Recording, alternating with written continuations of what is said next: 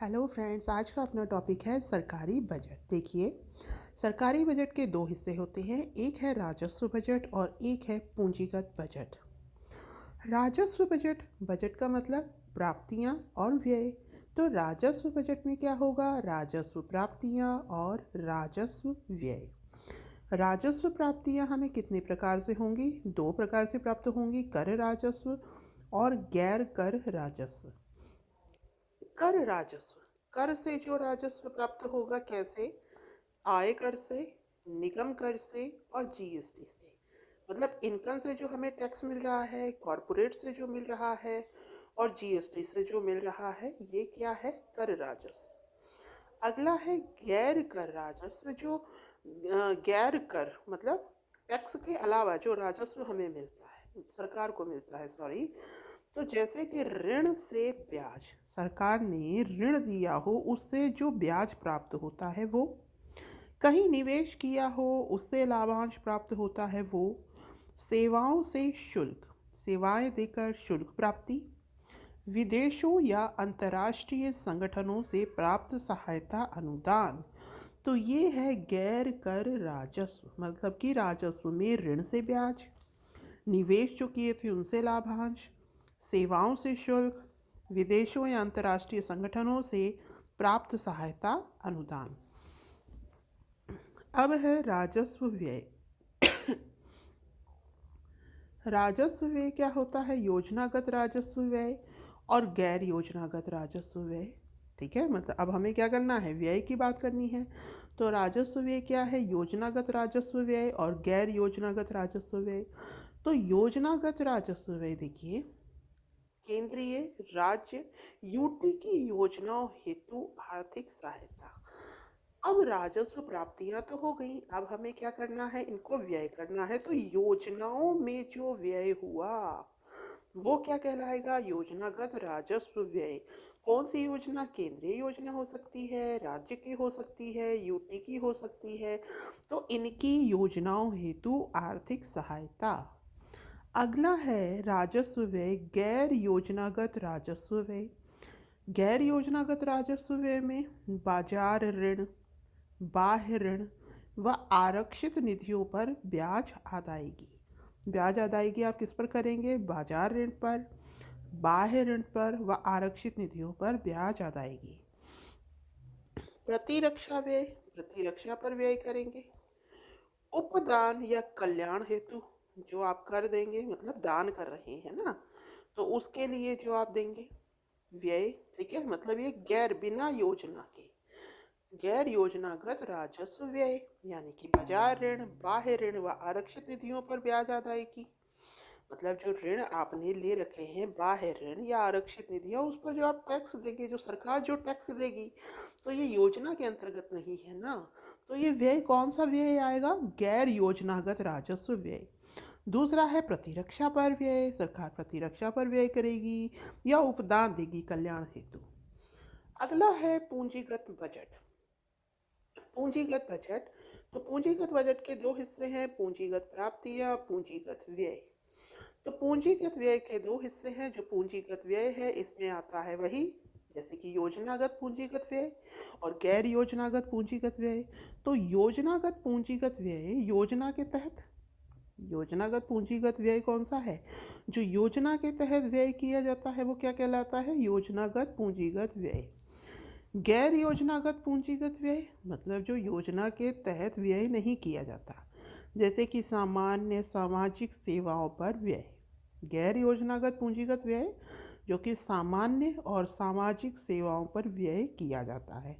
तो योजना के तहत और गैर योजनागत पूंजीगत व्यय सामान्य सामाजिक सेवाओं पर व्यय। अब है पूंजीगत व्यय में भौतिक या वित्तीय परिसंपत्तियों का सृजन या वित्तीय दायित्वों में कमी होती है।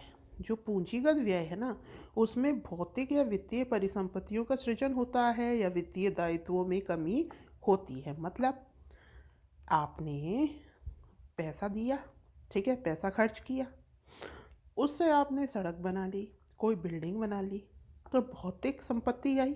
ठीक है, और वित्तीय संपत्ति, वित्तीय परिसंपत्ति ले ली। ठीक है। तो इसका सृजन हो गया ना पूंजीगत व्यय से, और जो वित्तीय दायित्व थे उनकी कमी हो गई, वित्तीय परिसंपत्तियां तो बढ़ गई, लेकिन जो वित्तीय दायित्व थे, जो रिस्पॉन्सिबिलिटीज थी, वो क्या हो गई, कम हो गई, क्योंकि हमने क्या बढ़ा ली, संपत्ति।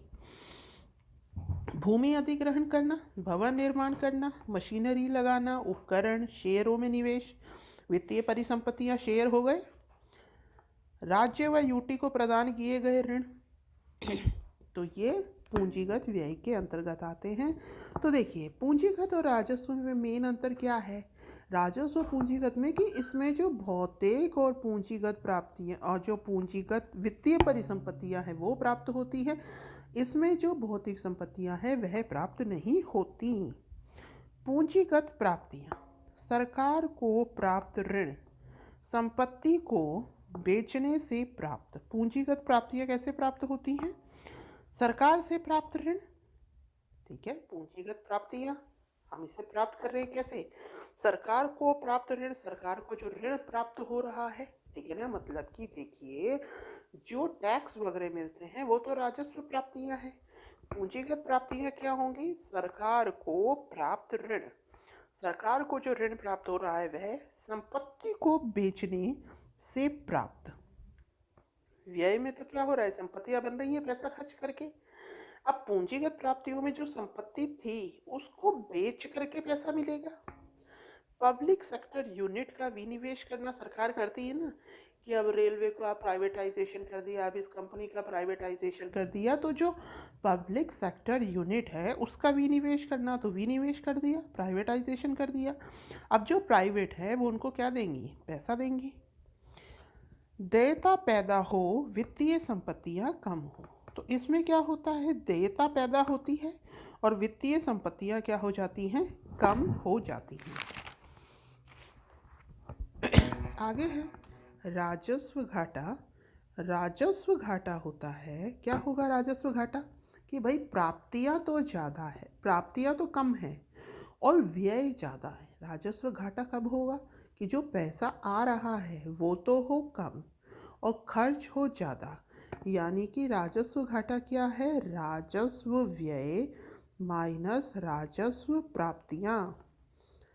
राजकोषीय घाटा क्या है, राजकोषीय घाटा है कुल व्यय माइनस कुल प्राप्तियां, ऋणों को छोड़कर, मतलब ये राजकोषीय घाटा है। राजकोषीय घाटा में दोनों प्राप्तियां आएंगी, राजस्व भी पूंजीगत भी। तो राजकोषीय घाटे का तात्पर्य है, घाटा कब होगा, जब व्यय ज़्यादा होगा प्राप्तियों से, मतलब कि कुल व्यय राजकोषीय में पूरा आ जाएगा, यानी कि कुल व्यय माइनस कुल प्राप्तियां। अब प्राप्तियां कौन सी, भाई जो हम पैसा उधार ले रहे हैं, यानी कि ऋणों को छोड़कर सभी प्राप्तियां, तो कुल व्यय माइनस कुल प्राप्तियां। सकल राजकोषीय घाटा, अगला है सकल राजकोषीय घाटा। निवल घरेलू ऋण ग्रहण प्लस आरबीआई से ऋण ग्रहण प्लस विदेशों से ऋण ग्रहण, ये क्या है, सकल राजकोषीय घाटा। अपन सकल राजकोषीय घाटा की बात करेंगे तो इसमें 3 तरीके के घाटे आएंगे। एक आएगा निवल घरेलू ऋण ग्रहण, मतलब जो घरेलू ऋण से प्राप्त हुआ, आरबीआई से ऋण ग्रहण, आरबीआई से जो हमने ऋण ग्रहण किया, प्लस विदेशों से ऋण ग्रहण, जो हमको विदेशों से ऋण ग्रहण प्राप्त हुआ। बात आई समझ में। तो सकल राजकोषीय घाटा मतलब ओवरऑल जो राजकोषीय घाटा हुआ, ये क्या हुआ, निवल घरेलू ऋण ग्रहण, आरबीआई से ऋण ग्रहण, विदेशों से ऋण ग्रहण, मतलब घरेलू ऋण ले लिया आपने, आरबीआई से ऋण ले लिया आपने और विदेशों से ऋण ले लिया आपने, ये क्या है, सकल राजकोषीय घाटा। और राजकोषीय घाटा बता ही दिया, कुल व्यय माइनस कुल प्राप्तियां। और राजस्व घाटा क्या है, राजस्व व्यय माइनस राजस्व प्राप्तियां। तो ये पूरा मैंने आपको करा दिया है, ठीक है। सरकारी बजट कैसे क्या क्या होता है, राजस्व बजट, पूंजीगत बजट, ठीक है। आई होप आपको समझ में आया होगा। Thank you, have a nice day.